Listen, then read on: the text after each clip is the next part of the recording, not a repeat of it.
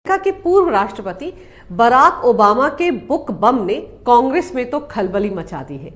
ऐसी खलबली की करीब 1.5 दशक पहले के उनके ऐसे काले कारनामे की पोल खोल कर रख दी है जिसे अब तक कांग्रेस छिपाती फिर रही थी। ओबामा ने अपनी किताब अ प्रॉमिस्ड लैंड में कांग्रेस की अपने मुस्लिम वोट बैंक से की गई लॉन्ग टर्म प्रॉमिस की बखियां उधेड़ कर रख दी है। कैसे कांग्रेस ने अपने मुस्लिम वोट बैंक के लिए आतंकवाद के साथ समझौता किया, कैसे आतंकवाद को कभी भी इस्लामिक कट्टरवाद से जोड़कर पेश करने की कांग्रेस ने कोशिश ही नहीं की। मुंबई हमले के तमाम सबूतों को सिर्फ और सिर्फ अपने मुस्लिम वोट बैंक के चलते नकार दिया। कांग्रेस के इस पूरे खेल का ओबामा ने अपनी किताब में न सिर्फ पर्दाफाश किया है बल्कि उनके निशाने पर कांग्रेस अध्यक्ष सोनिया गांधी हैं। ओबामा ने अपनी किताब में साफ लिखा है कि कैसे मनमोहन सरकार ने मुस्लिम अपीजमेंट की नीति के चलते मुंबई में हुए सबसे बड़े आतंकवादी हमले तक को नजरअंदाज कर दिया था। 2008 में मुंबई पर हुए अब तक के सबसे बड़े आतंकवादी हमले के लिए जिम्मेदार पाकिस्तान को भारत ने ऐसे क्यों छोड़ दिया? क्यों पाकिस्तान पर हमला नहीं किया गया था? इस सवाल का जवाब अमेरिका के पूर्व राष्ट्रपति बराक ओबामा ने अपनी इस किताब अ प्रॉमिस्ड लैंड में दिया है। 26/11 के इस आतंकवादी हमले ने न सिर्फ पूरे देश को बल्कि दुनिया को हिलाकर रख दिया था। इस हमले को पाकिस्तान के आतंकवादी संगठन लश्कर-ए-तैयबा के 10 आतंकवादियों ने अंजाम दिया था, जो पाकिस्तान से समंदर के रास्ते मुंबई में दाखिल हुए थे। इस हमले में करीब 250 बेगुनाह लोग मारे गए थे, जबकि मुंबई पुलिस, एटीएस और एनएसजी के 11 जवान भी इस हमले में शहीद हुए थे। 12 साल पहले हुए इस हमले को पाकिस्तान ने बहुत ही सुनियोजित तरीके से अंजाम दिया था। हमले के दौरान इन आतंकवादियों को सैटेलाइट फोन पर पाकिस्तान में बैठे उनके आका लगातार गाइड भी कर रहे थे। हमले के तुरंत बाद भारतीय खुफिया एजेंसियों को इस बात के पुख्ता सबूत मिल गए थे कि इस हमले के पीछे पाकिस्तान की फौज और वहां की खुफिया एजेंसी आईएसआई का भी हाथ था। इस पुख्ता जानकारी के पीछे हमले में जिंदा पकड़े गए एकमात्र आतंकवादी अजमल कसाब की तरफ से दिया गया इकबालिया बयान, कराची के कंट्रोल रूम में बैठे लश्कर-ए-तैयबा के आदमी और मुंबई हमलावरों के बीच पकड़ी गई कई घंटों की बातचीत थी। इतने सारे सबूत मिलने के बाद जहां पूरा देश पाकिस्तान से बदला लेने की आग में जल रहा था, वहीं उस वक्त की मनमोहन सरकार ने पाकिस्तान के खिलाफ किसी भी तरह की सैन्य कार्रवाई से साफ इनकार कर दिया था। तब हर तरफ मनमोहन सरकार के इस लचीले रवैये पर कई सवाल उठे थे। क्यों पाकिस्तान की इस बड़ी हिमाकत को भारत ने नजरअंदाज कर दिया? अब करीब 12 साल गुजर जाने के बाद अमेरिका के राष्ट्रपति बराक ओबामा ने अपनी किताब में इस सवाल का जो जवाब दिया है वो वाकई बेहद चौंकाने वाला है। उन्होंने लिखा है कि मुंबई हमले के बाद मनमोहन सिंह बहुत डर गए थे।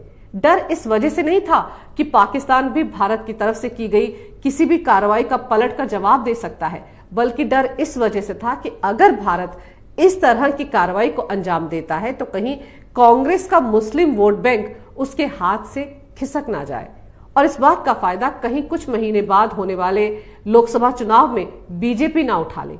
जी हां, सही सुना आपने। बराक ओबामा ने अपनी किताब में लिखा है कि सोनिया गांधी, जो कि उस वक्त यूपीए की चेयरपर्सन थी, उन्हें ये कतई गवारा नहीं था कि इस आतंकवादी हमले को इस्लामिक कट्टरवाद और पाकिस्तान के साथ जोड़कर पेश किया जाए। सोनिया गांधी पाकिस्तान पर किसी भी तरह की कार्रवाई करने के पक्ष में नहीं थी। उन्हें डर था कि ऐसा करने से कांग्रेस अपने मुस्लिम वोट बैंक से हाथ धो बैठेगी और इसका सीधा सीधा फायदा बीजेपी को होगा। बीजेपी तो हमेशा से ही कहती आ रही थी कि पाकिस्तान आतंकवाद की फैक्ट्री है और वो इसी आतंकवाद की आड़ में भारत के खिलाफ प्रॉक्सी वॉर चला रहा है। ऐसे में पाकिस्तान पर हमले की सूरत में बीजेपी अपनी इसी बात को और जोरदार तरीके से उठाती तो कांग्रेस को लोकसभा चुनाव में भारी नुकसान उठाना पड़ता, क्योंकि 2009 में लोकसभा के चुनाव सिर पर थे।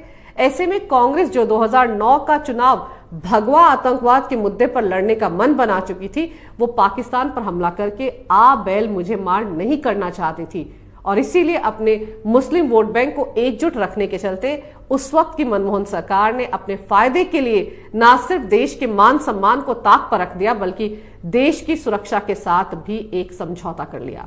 सिर्फ और सिर्फ मुसलमानों को खुश करने के लिए, उनके वोट हासिल करने के लिए इतने बड़े आतंकवादी हमले पर मनमोहन सिंह खामोश रहे और इसीलिए बराक ओबामा ने अपनी किताब में मनमोहन सिंह को एक डरा हुआ प्रधानमंत्री बताया है। ये तो वो तथ्य हैं जिनका खुलासा बराक ओबामा ने अपनी किताब में किया है। लेकिन कांग्रेस ने ऐसा क्यों किया? क्यों कांग्रेस को इस हमले में पाकिस्तान का कनेक्शन नजर ही नहीं आया? क्यों कांग्रेस ने इतने बड़े गुनाह के लिए भी पाकिस्तान को बख्श दिया? क्यों कांग्रेस पर पाकिस्तान के प्रति नरम रवैया रखने का आरोप लगता है? इस खेल को पूरा समझने के लिए आपको 2006 और 2007 में हुए कुछ आतंकवादी हमलों को जहन में रखना होगा।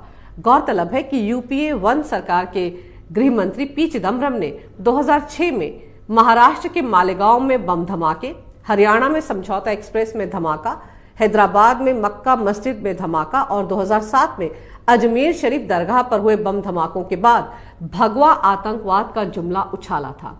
मालेगांव धमाके के बाद तो मनमोहन सरकार ने कथित हिंदू आतंकवाद के नाम पर साध्वी प्रज्ञा, कर्नल पुरोहित, स्वामी असीमानंद को महाराष्ट्र एटीएस ने गिरफ्तार भी किया था। किस तरह से उन सबको प्रताड़ित किया गया था ताकि वो ये बात कबूल कर लें कि वो ऐसे हिंदू संगठन से जुड़े हैं जो आतंकवादी हमलों को अंजाम देता है। आज इस साजिश का पूरी तरह से पर्दाफाश हो चुका है। खुद साध्वी प्रज्ञा, जो आज भोपाल से बीजेपी सांसद है, उन्होंने कितनी बार अपना दर्द बयां किया है। जरा सोचिए, इस भगवा आतंकवाद की थ्योरी को सच साबित करने के लिए कांग्रेस की यूपीए सरकार ने उस समय महाराष्ट्र पुलिस और महाराष्ट्र एटीएस, एनआईए समेत कई खुफिया एजेंसियों का किस तरह से बेजा इस्तेमाल किया था। मुंबई पर हमला करने आए सारे पाकिस्तानी आतंकवादियों के हाथ पर कलावा बंधा हुआ था और उनके पहचान पत्र भी हिंदू नाम से बनाए गए थे, जिनमें पता भी बेंगलुरु का लिखा हुआ था। यानी हिंदू आतंकवाद की जो थ्योरी यहाँ कांग्रेस के नेता भारत में ना सिर्फ घड़ रहे थे बल्कि उसे एस्टैब्लिश करने में भी पूरी ताकत लगाए हुए थे, उसी थ्योरी को अमल में लाने के लिए, अपने फायदे के लिए, भुनाने के लिए पाकिस्तान भी लगा हुआ था। पाकिस्तान ने जिन 10 आतंकवादियों को भारत में भेजा था वो सारे के सारे हिंदू पहचान पत्र के साथ, हिंदू नामों के साथ भारत में दाखिल हुए थे। यानी अगर अजमल कसाब जिंदा ना पकड़ा जाता तो शायद पाकिस्तान दुनिया में ये साबित करने में कामयाब हो जाता कि मुंबई हमले को हिंदुस्तान के भगवा आतंकवादियों ने ही अंजाम दिया है। तो जो भगवा आतंकवाद की थ्योरी सबसे पहले चिदम्बरम ने उछाली थी वो सच साबित हो जाती। वो तो भला हो शहीद तुकाराम ओमले का, जिन्होंने अपनी जान की बाजी लगाकर कसाब को जिंदा पकड़ लिया था। ऐसे में मुंबई पर आतंकवादी हमले के बाद पाकिस्तान पर हमला करने से तो आतंकवाद के धर्म और मजहब पर खुद ब खुद मोहर लग जाती और यही कांग्रेस नहीं चाहती थी। इसके बाद यूपीए 2 में गृह मंत्री का प्रभार संभालने वाले वरिष्ठ कांग्रेसी नेता सुशील कुमार शिंदे ने भी 2013 में विवादित बयान देकर चिदम्बरम की भगवा आतंकवाद की थ्योरी को फिर चर्चा में ला दिया था। उन्होंने बीजेपी और आरएसएस पर भगवा आतंकवाद फैलाने के लिए आतंकवादी प्रशिक्षण शिविर चलाने का आरोप भी मढ़ दिया था। उन्होंने जयपुर में कांग्रेस के सम्मेलन में कहा था कि जांच के दौरान रिपोर्ट आई है कि बीजेपी और आरएसएस आतंकवाद फैलाने के लिए आतंकवादी प्रशिक्षण शिविर चलाते हैं। गौर करने वाली बात तो यह है कि शिंदे के इस बयान के करीब 1 महीने बाद राहुल गांधी ने यहां तक कहा था कि इस्लामिक आतंकवाद से ज्यादा बड़ी चुनौती हिंदू आतंकवाद है। मजेदार तो यह है कि 26/11 के मुंबई आतंकवादी हमले को भगवा आतंकवाद से जोड़ने की सारी साजिश भी हो चुकी थी और इसके लिए विवादित पत्रकार अजीज बर्नी ने तो बाकायदा 26/11 आरएसएस की साजिश इस शीर्षक से एक किताब तक लिख डाली थी। और मुसलमानों को खुश करने के लिए कांग्रेस के वरिष्ठ नेता दिग्विजय सिंह ने तो 4 कदम आगे बढ़कर इस किताब का विमोचन भी कर दिया था। हैरानी की बात यह है कि कांग्रेस की सरकार के वक्त इस तरह की पुस्तकें लिखी गई और उनका विमोचन तक कांग्रेसी नेताओं ने किया, जबकि उस समय अमेरिका तक ये बता रहा था कि मुंबई हमले में शामिल आतंकवादी पाकिस्तान से आए हैं। बस कांग्रेस के केंद्र में काबिज मनमोहन सरकार को ये ना दिख रहा था, ना समझ में आ रहा था। और अगर आज कांग्रेस की उस वक्त की हिंदू आतंकवाद की थ्योरी और अमेरिकी पूर्व राष्ट्रपति बराक ओबामा की किताब में लिखे गए तथ्यों को आप जोड़ेंगे तो समझ में आ जाएगा कि कांग्रेस को पाकिस्तान से इतना प्रेम क्यों है। क्यों कांग्रेस ने पुलवामा आतंकवादी हमले पर पाकिस्तान का बचाव करते हुए बीजेपी पर ही इस हमले को अंजाम देने का आरोप मढ़ दिया था।